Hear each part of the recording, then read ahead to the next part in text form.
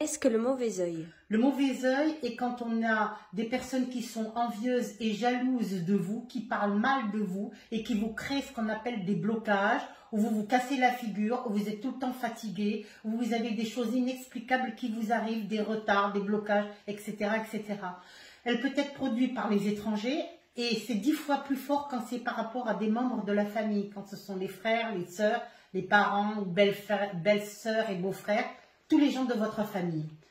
En ce qui concerne les bijoux que l'on retrouve dans le Maghreb, vous avez ce qu'on appelle la main de Fatma, qui est représentée par le chiffre 5, les 5 doigts de la main, pour des 5 khamsafaniques, comme on dit, pour conjurer ce qu'on appelle le mauvais œil. Autrefois, avant de porter ce bijou, les femmes qui se voilaient dans la rue, marchaient dans la rue et faisaient le chiffre 5 pour conjurer ce qu'on appelle ce fameux mauvais œil.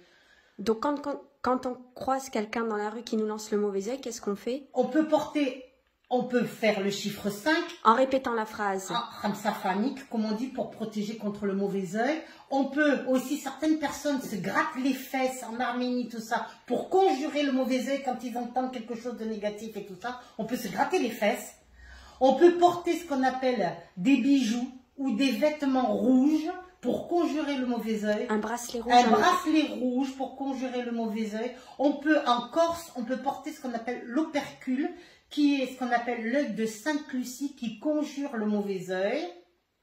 Vous avez aussi, vous avez l'œil grec et l'œil turc, qui est l'œil bleu entouré de blanc et de bleu, qui conjure ce qu'on appelle le mauvais œil. Vous avez aussi une pierre qui protège contre le mauvais œil par excellence, c'est l'œil de tigre.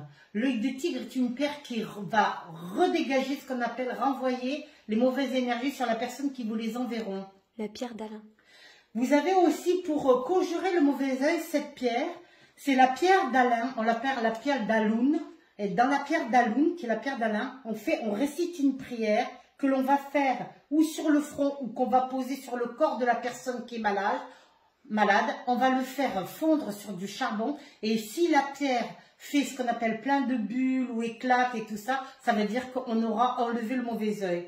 Pour enlever le mauvais œil aussi, il y a une technique aussi avec une assiette blanche, vous remplissez d'eau, vous prenez un petit flacon d'huile d'olive, pure, vierge, que vous allez tremper le petit doigt de la personne et vous allez faire 3 gouttes dans l'eau et selon la goutte, si la goutte reste intacte, la personne n'aura rien. Si la goutte va s'étaler ou va plonger en profondeur, c'est que la personne sera atteinte du mauvais œil. Mais tout le monde ne peut pas le faire. Mais tout le monde ne peut pas le faire parce qu'il faut quand même se protéger par rapport à ce fameux mauvais œil. Vous avez en Égypte ancienne, 3000 ans avant Jésus-Christ, les femmes se maquillaient avec le khol, comme on dit, et l'œil égyptien, l'œil d'Horus que j'ai dans mon bureau, qui protège aussi contre, porter un œil d'Horus autour du cou protège et conjure contre le mauvais œil. Et les femmes égyptiennes se maquillaient avec le khol pour justement se protéger du mauvais œil.